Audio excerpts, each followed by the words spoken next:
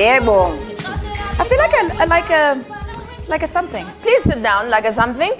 His name is Musa standing over there. Her name is Nina sitting over here. My name is Bobby sitting over here. And this is Ms. Guli Roberts over here. Welcome back. This is Trending SA on SABC3. All right, so we're going to check out now some of your posts, what you've been saying on Facebook. Let's have a look. I believe we have 3 of them. This is Maya Mika saying, they want to stop memes. That's so unlikely, unprofessionally, unacceptably, unbelievably, unwantedly. Finger, finger, finger. Very unprofessional. This one comes from Bongani Manji saying, after that voucher that Dr. Musa did there, I was left with dust. Net donkey, doctor, I bow down for you. Donkey, dokotela, siyabonga, dokotela, siyakuthanda. It's the vitamins, hey? Yeah. All right, let's see. Charmaine says, blanket, check. Coffee, check. Entertainment, obviously, check. I love that. On 3. Listen, we love your posts, so thank you very much for sending them through to us, and we love receiving them. So as always, hashtag on 3. Dr. Miss?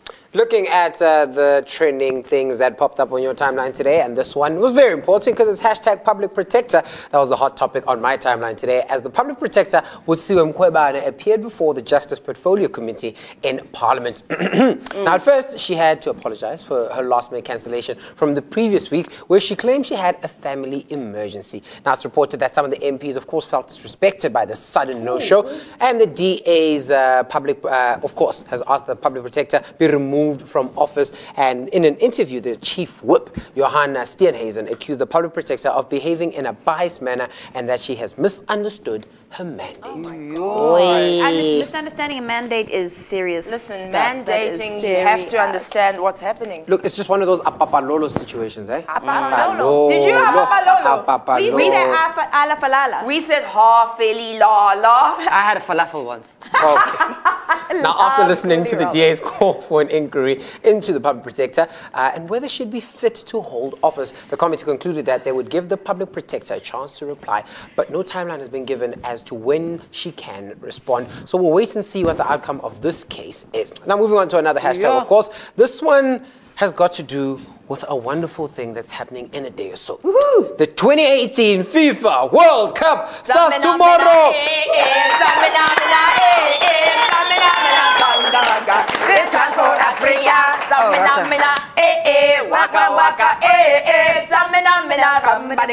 this time for Russia, Russia. Babushka, babushka, babushka, yeah. We love it. Well done. Well, it starts tomorrow at 5 o'clock, and of course the host country is, like Nina has mentioned, Babushka. It's Russia, and they'll be playing against another country, Saudi Arabia. That's bizarre. Why? What, the Saudis play football? Yes. I know. I was also quite confused as to what Saudi Arabia is doing. I thought maybe they sponsored the event, but Falconry, come on, guys. Football. We aren't there. Right now, with that being said, another hashtag that popped in the same lines on the timeline was FIFA 2026. That's what popped up. And this one's got to do with other things that FIFA announced earlier on today, and that North America would be hosting the 2026 World Cup. That's bizarre. That is bizarre. It is amazing. But here's the trick. It's North America, so it's not just one or 2 countries, but 3 different countries. That include the United States, Mexico, as well as the great... I thought they hated the Mexicans. They were building a wall. Listen, it's deeper than that. It's got to do with money. Hate goes to the sides. Canada's the 3rd country in this mix. Did you say cannabis?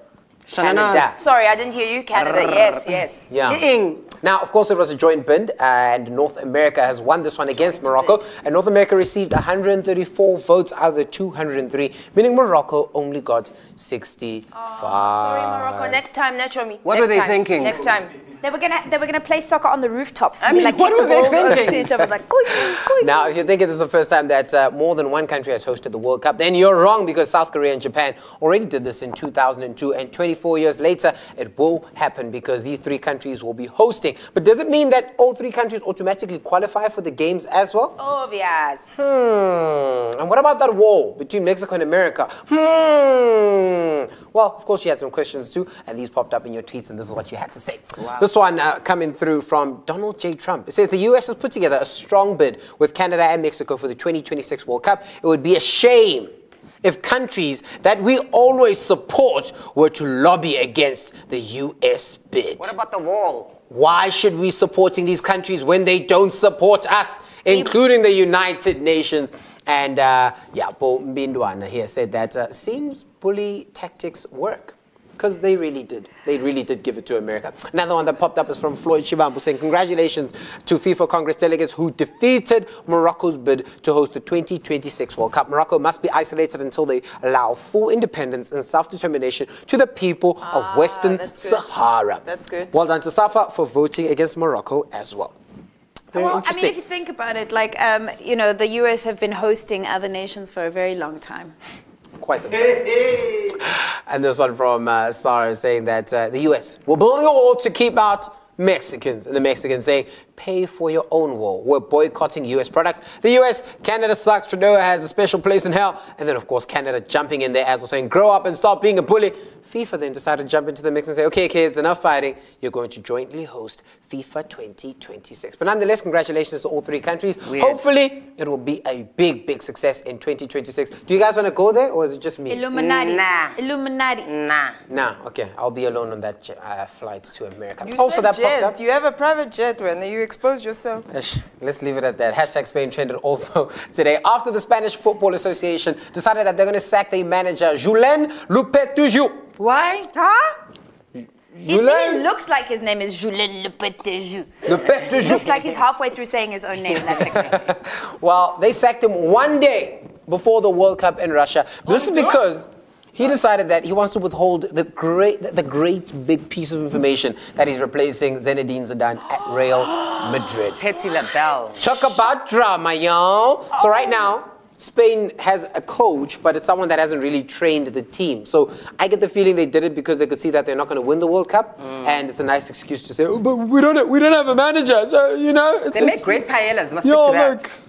Listen, why don't they just get an acting coach? You know, when we don't have management, we have acting everything. So now listen, this story broke yesterday and we didn't get time to cover it. It's that disturbing video that surfaced on Tuesday morning of two schoolgirls kicking and punching what everybody initially thought was a school teacher. We're going to show you this video, but we have to make the warning to you that the footage is not for sensitive viewers, so please watch at your own discretion. Have a look.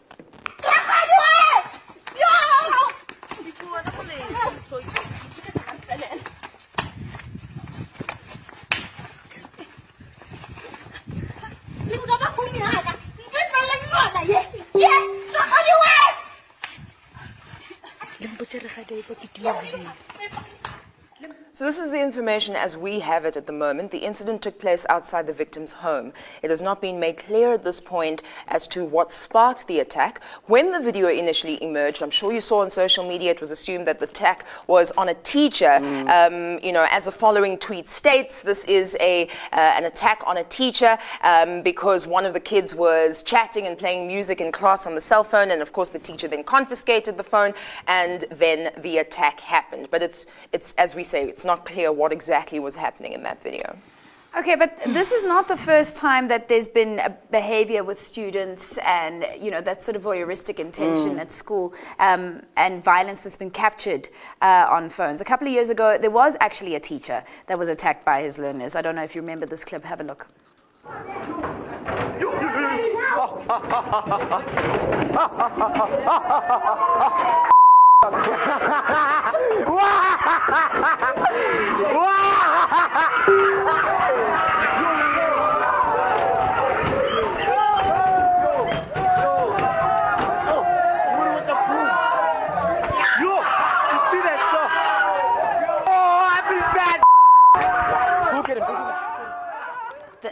That's really frightening for me. And also there's that mysterious third person holding the camera and recording everything.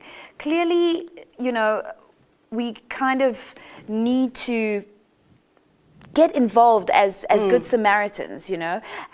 Nobody even felt obligated to get involved or help the victim, but rather, you know, this phone was pulled out and filmed everything. But I mean, it's really sickening how we live in a world star age. Yeah. We live in a, you know, let's make things trend age. So it's not about being a good person anymore. It's about your ratings and your followers. 100%. On the flip side of that, though, of course, there is always the discussion of the third person with the camera. It must be mentioned that there has to be credit given to those people that do actually record incidents, especially in a day and age where violence against vulnerable groups of people is so prevalent, especially when there's no proof for things that you may need if you do go to court. And a lot of people people have had cases thrown out because there just wasn't any evidence. And typically, that would have been the case where it's my word versus whatever you had to say, and because there is no proof, there's no footage, and that case has gone out. But now, with this age of, you know, people having a phone and that sort of thing, what you're getting is information, and that case also goes to trial, especially with examples such as the police brutality that's been happening against African Americans in the United States,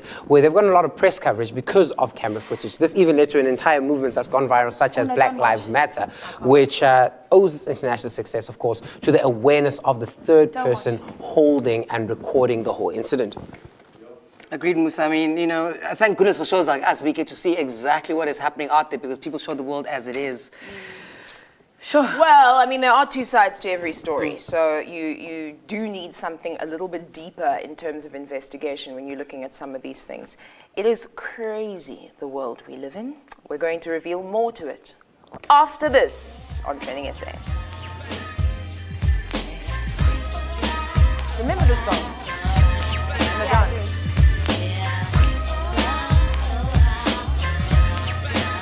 I can't do it with my sister. Oh. I did this one.